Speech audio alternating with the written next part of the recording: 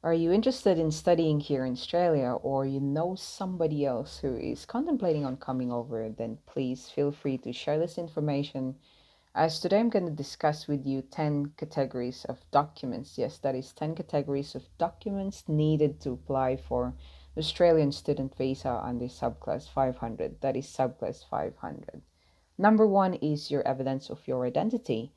This will include your passport, your birth certificate, and if you have any of these, please do include your national identity card and or your driver's license. Number two is your evidence of intended study. This will be your confirmation of enrollment or your letter of offer for all intended courses. Number three is your health insurance. You should have an OSHC or Overseas Student Health Cover. Um, this should be covering at least a week prior to commencement of your course and throughout the duration of your stay in Australia. If you are accompanied by any dependent or someone is applying with you, then they should also be covered by an OSHC. Number four is your evidence of financial capability. You could present either of these two. One is a proof that you have sufficient funds to cover your travel cost, your living cost, and your tuition fee whilst you are in Australia for at least 12 months. How do you prove this one? You should show or submit bank statements that should be at least 3 consecutive months. The little trick for this one is if you are applying or you are intending to apply by April, then your bank statement should be covering January, February, and March. Another thing is you may also submit a bank certificate, also your pay slips, or if you have a business, your business income statement or a certificate of registration for your business, just to support how you incurred the sufficient funds. Or if you have loaned for it, then please do show that as well. The other option is if you've got a spouse or your parents are willing to support you on these studies, then they should provide an affidavit of support that they are willing to cover your cost whilst you are here in Australia, and they should be able to prove that they have an annual income of 62,222 if you are applying on your own, or if you've got an accompanying dependent with you, then it should be at least an evidence of annual income of 72,592. That's 72,592. Number five is your evidence of English language capability.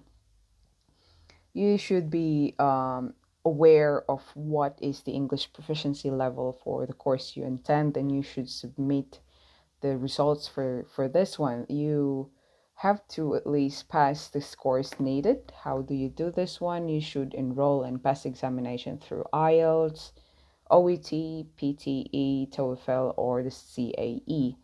Number six is your GTE or Genuine Temporary Entrant Requirement. This is a statement in your application that you are saying you only intend to stay in Australia on a temporary basis. Even if you are using an agent, please be mindful that this letter should be created and written by you. You can also add up here on this letter a supporting document like your proof of employment, your pay slips, your contract, or your most recent curriculum vitae or resume. You may also add up here on this category your certificate of graduation or your diploma or any of your educational attainments. Number seven is change of name. If you are married or you just intentionally change your name, then please do attach here evidences like your marriage contract or your deed poll certificate or other certified copy of evidence of the change of name. Number eight, if you're in a relationship or you have a de facto partner, then please do include in this category your marriage certificate. Others would include your family book or your household booklet that you and your de facto partner do have shared responsibilities or also other evidences of your composition of your family. Number 9 is employment history.